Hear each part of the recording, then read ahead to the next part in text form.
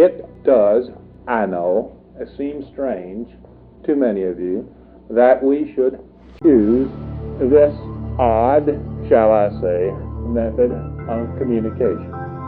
There is a reason for this method of communication.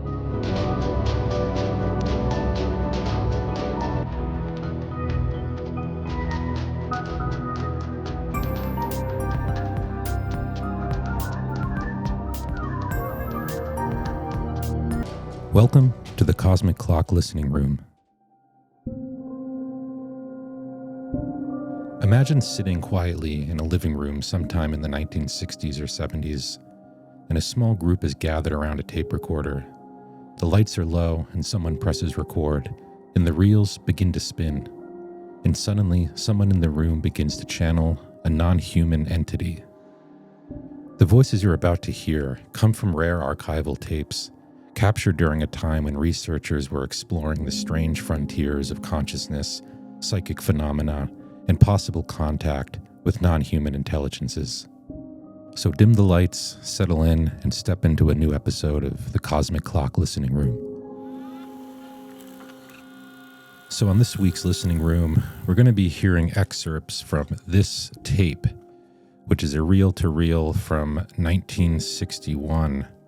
And this reel belonged to Don Elkins, who of course wrote the Law of One books, known as the Raw Material books, that came out in the early 1980s, one of the most popular spiritual texts of the 20th century.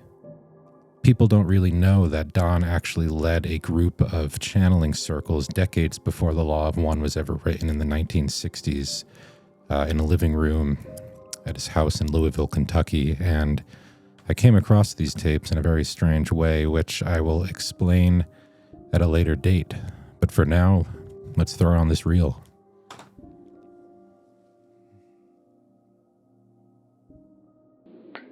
Aware of the questions on the minds of many here tonight.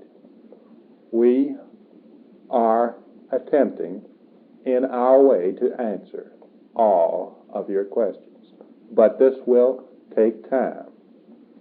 You must have patience. Many things will be revealed to you in the future. Many of these things will take much time and patience. We ask that you think about what we say. We ask that you spend a little time in meditation. It takes some effort on the part of the individual to arrive at an understanding of our true purpose and exactly why some of the questions that you now ask are not of a nature allowing them to be answered at this time. There is much that we can tell you. There is much that we will tell you. But we must be allowed to proceed in our own way. We are attempting to serve the people of your planet, but we have definite limitations. We are quite aware of our limitations and are trying to work as best we can, even though encumbered by these. It does, I know, seem strange to many of you that we should choose this odd, shall I say, method of communication. But there is a reason for everything in the creation. There is a reason for this method of communication. We feel that each of you can begin to understand for himself some of the questions which arise in your minds about what you are experiencing. We are continually attempting to stimulate the people of this planet to think for themselves. The people of this planet have been for many years living in a state of complete lack of awareness of their true environment. They have only recently begun to think for themselves and realize that there is much more to the creation than their single world. It is this knowledge, or these thoughts, that begin to expand the awareness of the individual and allow him to become more at one with all of creation. I speak not only of that infinite creation that surrounds you, but of the more close creation of your own surface. This truly is as unique and, shall we say, amazing a creation as that which you cannot presently reach. It has been said by one of your teachers that if ye seek, ye shall find. This is not a statement made in jest. This is truth. Seeking is necessary. Seeking first, understanding next. All of you would like questions answered now. There is an order for all natural things. First, ye must seek. After this, ye shall find. All that ye shall find within.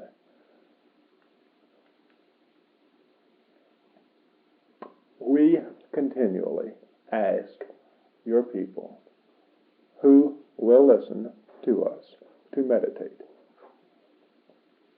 This is of an importance beyond the comprehension of most of your people. The results obtainable from a continuous or a scheduled meditation are beyond your belief. This is the path. Meditate. Become aware, in addition to this, of your surroundings. Look at the little things.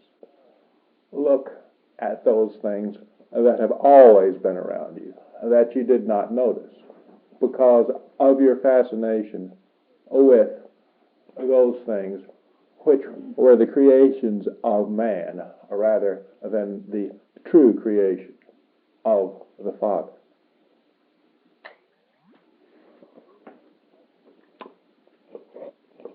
We of the Confederation, as you call it, are continually aiding your peoples, as I have said.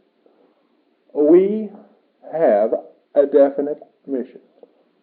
As you have heard, our purpose is to bring truth to your planet as we understand it. You may often say, if we are to bring truth, then why do we not simply state it? Why do we continually repeat ourselves? I ask that each of you think for a while. Why is it necessary for us to continually repeat ourselves? We do not necessarily wish to repeat ourselves. We only attempt to, as I said, bring truth to your people at the rate at which they will accept it. It is necessary to continue on each subject until those whom we serve have, shall I say, mastered the content of our messages. We are limited by the technique of communication, and as has been stated, by the language of your people. A language which, I might say, is most inadequate for the concepts which we attempt to cover. How can a language such as the one to which we are now limited, built for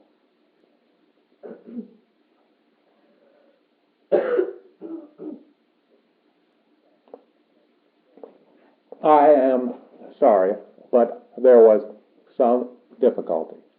There is quite often a little problem in transmitting and receiving.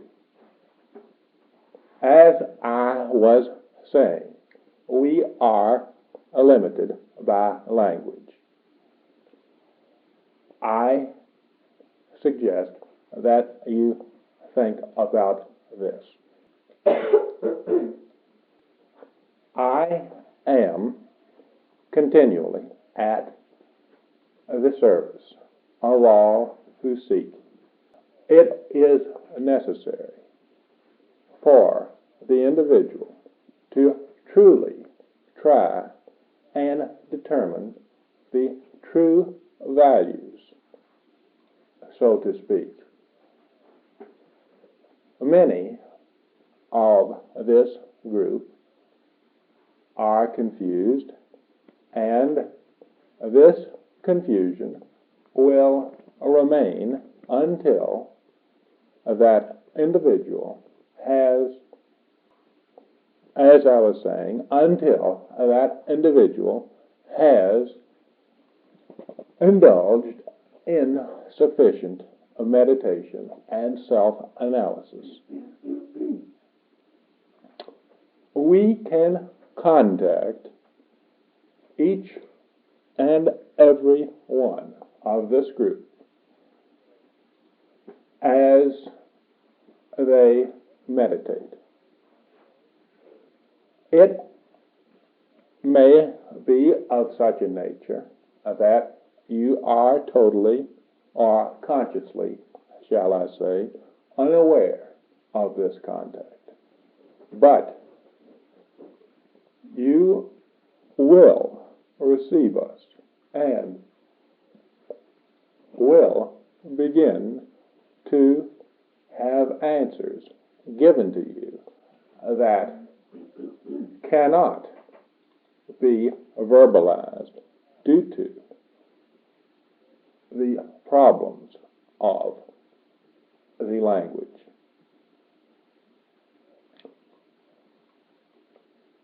This is one of the reasons why we stress meditation. each question asked will raise many more. And often questions are asked, whether of me directly or of other members of this group, that are stated in such a manner that an answer would be meaningless. I suggest that you continue to think of the higher things. Do not concern yourself with the details of this phenomenon, but continually orient yourself so that you think of the truth of creation, and soon all answers will be at hand. I can help each of you more effectively if you attempt to do this. I have spoken of emotional control. It is quite necessary that one know oneself, and in so knowing, control oneself. If a degree of attainment is to be reached. This is important for every member of this group, regardless of your present state of control. An awareness of your true self with respect to your true creation will bring about this control. I have given you quite a few things to think about. I hope that in the coming week you will try to remember